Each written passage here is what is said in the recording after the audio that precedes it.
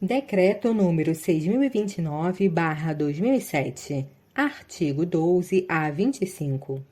Artigo 12. O processo de apuração de prática de ato em desrespeito ao preceituado no Código de Conduta da Alta Administração Federal e no Código de Ética Profissional do Servidor Público Civil do Poder Executivo Federal será instaurado de ofício ou em razão de denúncia fundamentada, respeitando-se sempre as garantias do contraditório e da ampla defesa pela Comissão de Ética Pública ou comissões de ética de que tratam os incisos 2 e 3 do artigo 2º, conforme o caso, que notificará o investigado para manifestar-se por escrito no prazo de 10 dias. Parágrafo 1º. O investigado poderá produzir prova documental necessária à sua defesa. Parágrafo 2º. As comissões de ética poderão requisitar os documentos que entenderem necessários à instrução probatória e também promover diligências e solicitar parecer de especialista. Parágrafo 3º. Na hipótese de serem juntados aos autos da investigação, após a manifestação referida no caput deste artigo, novos elementos de prova, o investigado será notificado para nova manifestação no prazo de 10 dias. Parágrafo 4º. Concluída a instrução processual, as comissões de ética proferirão decisão conclusiva e fundamentada. Parágrafo 5º. Se a conclusão for pela existência de falta ética, além das providências previstas no Código de Conduta da Alta Administração Federal e no Código de Ética Profissional do Servidor Público Civil do Poder Executivo Federal, as comissões de ética tomarão as seguintes providências no que couber. Inciso 1. Encaminhamento de sugestão de exoneração de cargo ou função de confiança à autoridade hierarquicamente superior ou devolução ao órgão de origem, conforme o caso.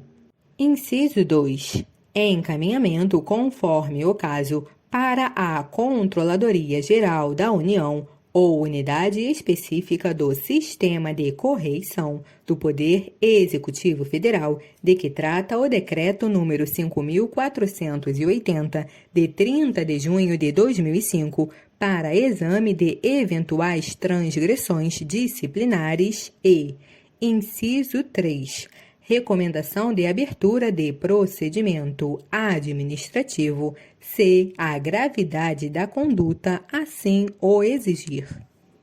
Artigo 13. Será mantido com a chancela de reservado até que esteja concluído qualquer procedimento instaurado para a apuração de prática em desrespeito às normas éticas.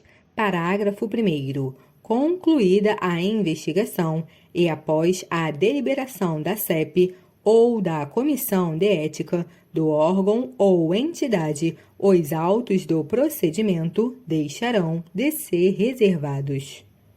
Parágrafo 2º. Na hipótese de os autos estarem instruídos com um documento acobertado por sigilo legal, o acesso a esse tipo de documento somente será permitido a quem detiver igual direito perante o órgão ou entidade originariamente encarregado da sua guarda. Parágrafo 3º. Para resguardar o sigilo de documentos que assim devam ser mantidos, as comissões de ética, depois de concluído o processo de investigação, providenciarão para que tais documentos sejam desentranhados dos autos, lacrados e acautelados. Artigo 14. A qualquer pessoa que esteja sendo investigada é assegurado o direito de saber o que lhe está sendo imputado, de conhecer o teor da acusação e de ter vista dos autos no recinto das comissões de ética, mesmo que ainda não tenha sido notificada da existência do procedimento investigatório. Parágrafo único. O direito assegurado neste artigo inclui o de obter cópia dos autos e de certidão do seu teor. Artigo 15. Todo ato de posse, investidura em função pública ou celebração de contrato de trabalho dos agentes públicos referidos no parágrafo único do artigo 11 deverá ser acompanhado da prestação de compromisso solene de acatamento e observância das regras estabelecidas pelo Código de Conduta da Alta Administração Federal, pelo Código de Ética Profissional do Servidor Público Civil, do Poder Executivo Federal e pelo Código de Ética do órgão ou entidade, conforme o caso.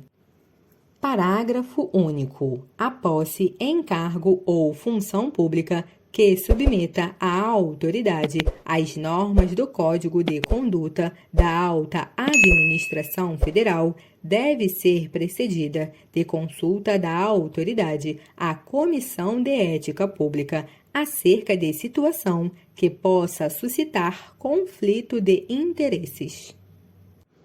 Artigo 16. As comissões de ética não poderão excusar-se de proferir decisão sobre matéria de sua competência, alegando omissão do Código de Conduta da Alta Administração Federal, do Código de Ética Profissional do Servidor Público Civil, do Poder Executivo Federal ou do Código de Ética do órgão ou entidade que, se existente, será suprida pela analogia e invocação aos princípios da legalidade, impessoalidade, moralidade, publicidade e eficiência.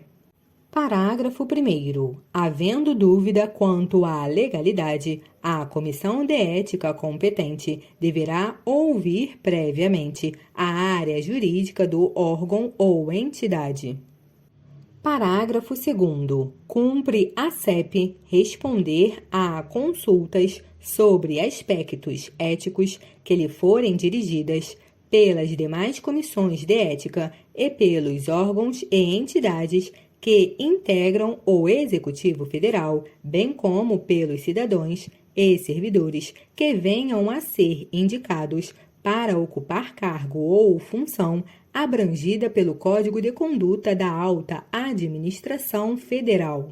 Artigo 17. As comissões de ética, sempre que constatarem a possível ocorrência de ilícitos penais, civis e de improbidade administrativa ou de infração disciplinar, encaminharão cópia dos autos às autoridades competentes para a apuração de tais fatos, sem prejuízo das medidas de sua competência. Artigo 18. As decisões das comissões de ética na análise de qualquer fato ou ato submetido à sua apreciação ou por ela levantado serão resumidas em ementa e, com a omissão dos nomes dos investigados, divulgadas no sítio do próprio órgão, bem como remetidas à Comissão de Ética Pública.